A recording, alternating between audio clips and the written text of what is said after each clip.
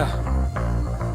Although it was morning, there was no sunlight streaming in, so it was impossible to tell what time it was. However, having woken from a very deep sleep, he felt a certain degree of mourning shamefulness. The bug continued to look around at the darkness around him and accepted his fate. This was certainly not a dream, for now he could explore this world. It would be easy to call this place a hideout for the missing, but he was Nkgw. Rather, he should think of this as his castle as a king. It is important to check that there are no defects in his territory.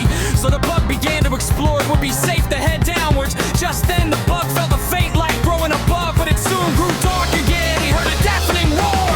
The bug instinctively bit into the folds of his esophagus. He sloped up, chirped, the water fell. Was it right? The next moment he felt the muddy torrent of force, like a heavy downpour, a mortar ball falling straight down below.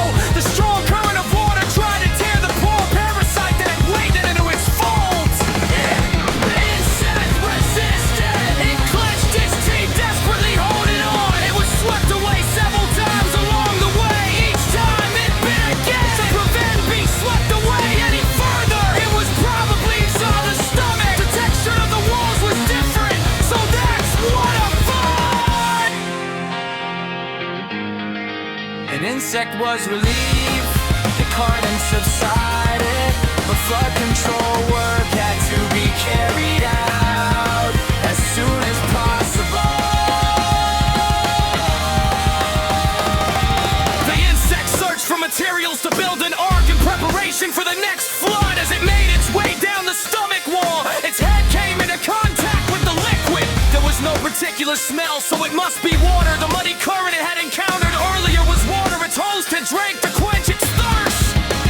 However, so it is a parasite. The volume of water was probably that of a lake or even an ocean, so it was safe to say that the water was as deep as the deep sea. The insect then felt something on its head. It smelled sweet. This is probably corn. A single kernel of corn. The worm climbed onto a kernel of corn and it washed up on the edge of the stomach wall. It was just like the ark it had been searching for. Drifting on the water's surface, the worm tried to dry off its wet body, gazing at the starless sky, or rather the darkness of the stomach wall that stretched above. Before it knew it, it fell asleep! The next time it woke, it noticed that the flood waters had receded considerably. The corn ark was continuing its voyage, following the gentle current of the stream. As soon as it woke, it checked the pressure of the well, which would have been dissolved by stomach acid, but there didn't seem to be any holes in the sides, and it didn't appear to be damaged. I've heard that corn was hard to digest, but it can also be useful for parasites that have made their home inside the body.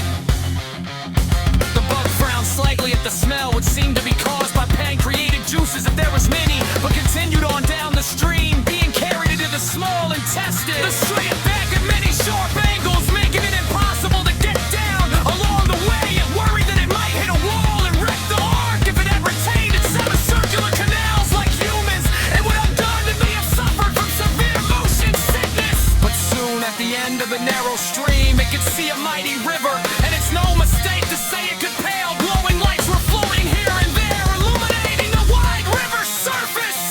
The bug wondered what it was. Gradually approaching one of the lights, it realized that it was an almost-shaped object. It was a grain of rice. Its host had probably eaten on the outdoor terrace before. The grains of rice, emitting a pale blue light upon absorbing ultraviolet light, stuck to the wall of the large intestine, twinkling like a starry sky. Ah, light really is a nice thing, the bug thought. The journey through the large intestine continued comfortably when the worm felt it had progressed far enough. It decided to find a permanent home and dismounted the old shit corn at home as they sort of harassing bited its host. It had been a long journey today, I'll rest here. The worm dozed off, feeling at peace. Then a terrifying roar echoed in the distance. Something was coming, or so it thought. Then it saw a current of water surging toward it, incomparable out about the sea before. The stars made of bright streams illuminated the sea with a weak dim light, a muddy black and brown current. And the smell was unbearably strong. It was probably retribution for its mischievous biting inside, its host having started urinating. The worm worried about its fate. It bit firmly into the folds to avoid being swept away, but it was too late. The poor insect was swept away by the torrent like a leaf blown away by a storm wind, and was swept away with the excrement to his proper place of exile.